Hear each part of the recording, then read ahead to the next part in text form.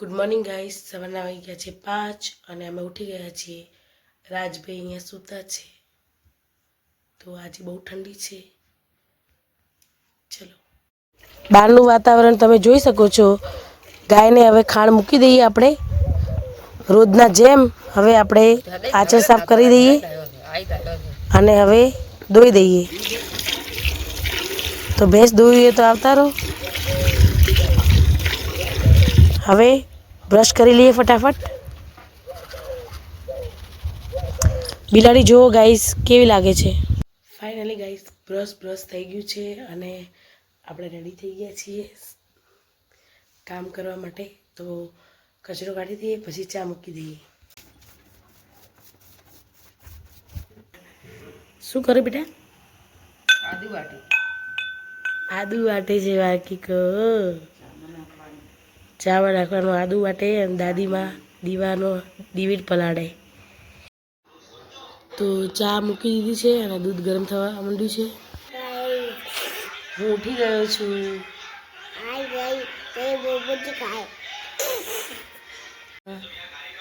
જો ગાઈસ સવારમાં મને રાજ ઉપર કેટલો લાડ આવે છે. મમ્મી કરો કિસ્સી.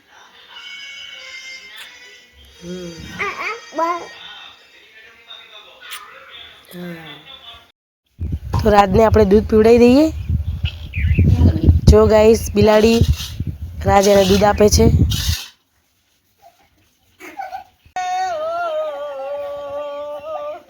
ના સૈદીપ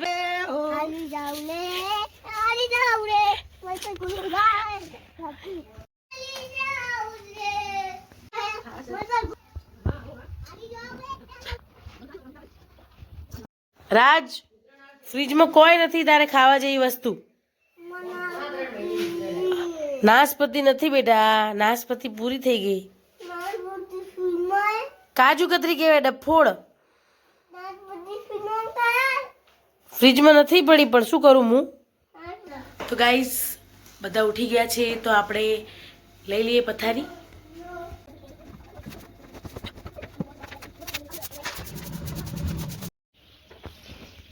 આને ઉકળો કહેવાય.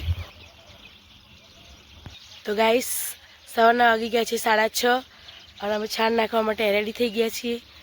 તો ફટાફટ છાણ નાખી દઈએ. જો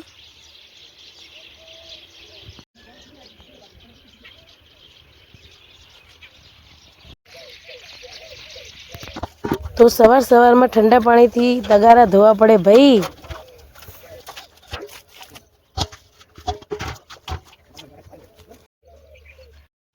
રાજ અને રાજના દાદા તડકાની મોજ લે છે. જો ગાઈસ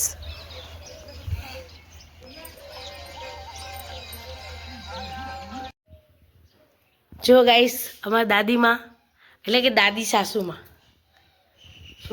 જો આ મારા દાદી છે, દાદી સાસુ. તો ગાઈસ હવે આપણે પાણી સાફ કરી દઈએ કેમ કે અહીંયા રોજ દીવાબત્તી થાય છે અને ગાયો ભેંસો માટે બાંધીએ છીએ. તો હવે તડકો આવ્યો તો કાઢી દઈએ. તો ગાઈસ હવે આપણે પોતું મારી દઈએ ફટાફટ. જો ગાઈસ પોતું મરાઈ ગયું છે, પંખા ચાલુ છે બધા. આ મારા રાજનો પાડો છે, પેલો મસ્ત છે. જુઓ ઉકાળો બનાવ્યો તો પી લીધો છે. તો હવે ચલો વાસણ ઘસી લઈએ આપણે. તો ફાઇનલી ગાઈસ અમારે બધું કામ પતી ગયું છે, ખાલી વાસણ બાકી છે. તો વાસણ ઘસી લઈએ પછી ગરમ પાણી મૂકી દઈશું.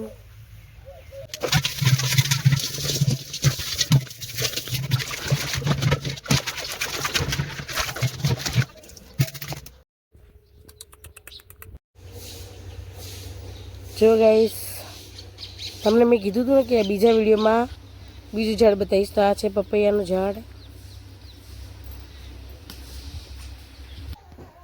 તો ફાઇનલી ગાઈસ પાણી ગરમ થાય છે તો હવે આપણે નાહી લઈએ અને રાજને પણ નવડાવી દઈએ. તો ગાઈસ જો રાજ બ્રશ કરવા માંડ્યો છે તો હવે રાજને નવડાવી દઈએ ફટાફટ.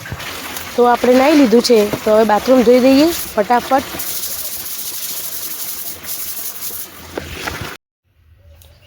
તો ગાઈસ જોઈ શકો છો બાથરૂમ ચોખ્ખું થઈ ગયું છે. તો ગાઈસ રાજભાઈ નાહી લીધું છે.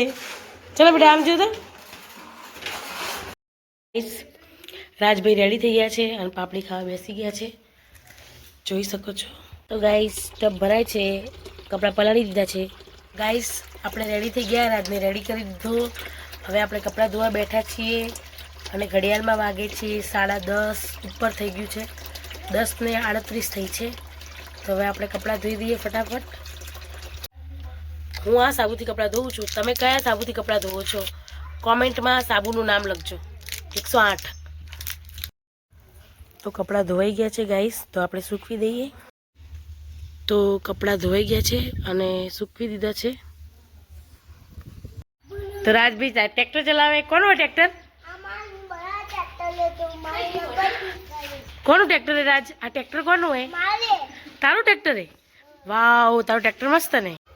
वो देखो तो कम दिखा दी। हाँ देखा। તો ગાઈઝ આજે વટાણા કોબીજનું શાક કરવાનું છે, તો કરી દઈએ. આજે કાપી દઈએ ફટાફટ. તો શાક રેડી થઈ ગયું છે, લોટ બંધાઈ ગયો છે, રોટલી થઈ ગઈ છે. તો ચલો જમવા.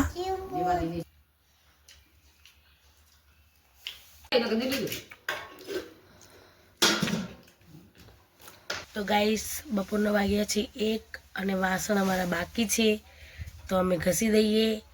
તો ચલો.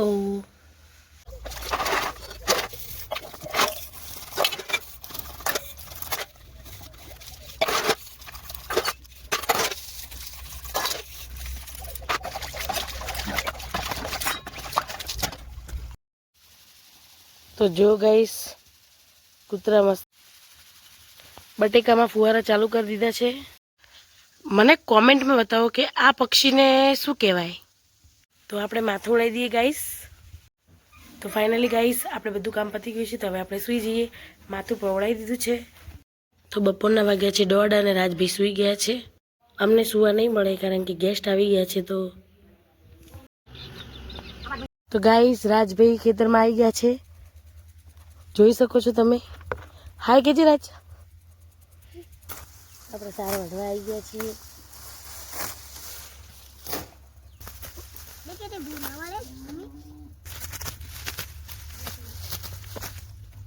તો ગાઈસ એક વાત કેવી રીતે દાંતેડું પકડ્યું આજે, એટલે કે અમુક નહીં કહેતા કે ભાઈ સિટીમાં મોટી છે ના આવડે, તેવું કાંઈ હોતું નથી.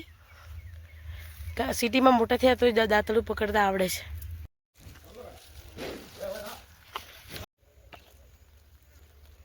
તો રાજભાઈ એપલ ખાવા લાગ્યા. હવે શું ખાય રાજ? એપલ. ઓકે. તો ગાઈસ 4:30 વાગી ગયા છે, છાણ ભરાય છે, આપણે ઉપાડવાનું છે. તો ચલો. તો ગાઈસ સાંજના વાગ્યા 4:30 અને અમે છાણ નાખીએ છીએ, તો નાખી દઈએ ફટાફટ. જો ગાઈસ 4:30નો નજારો અમારા ઘરનો.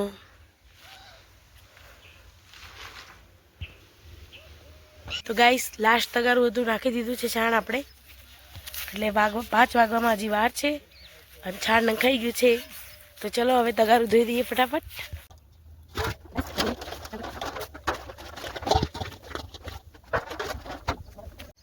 તો ગાઈસ આપણે તગારું ધોઈ દીધું છે, તો હવે ચલો.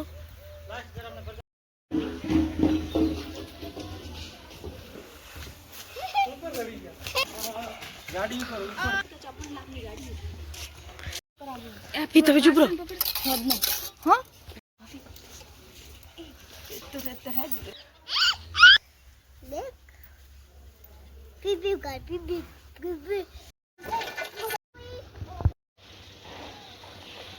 તો રાજભાઈ બોર ખાય છે.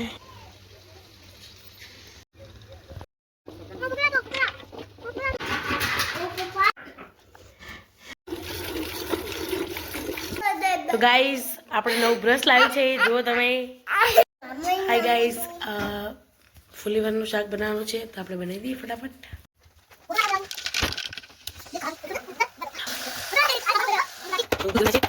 છે અને શાક બનાવી દીધું છે. તો ગાઈસ તેલ ગરમ કરવા મૂકી દીધું છે.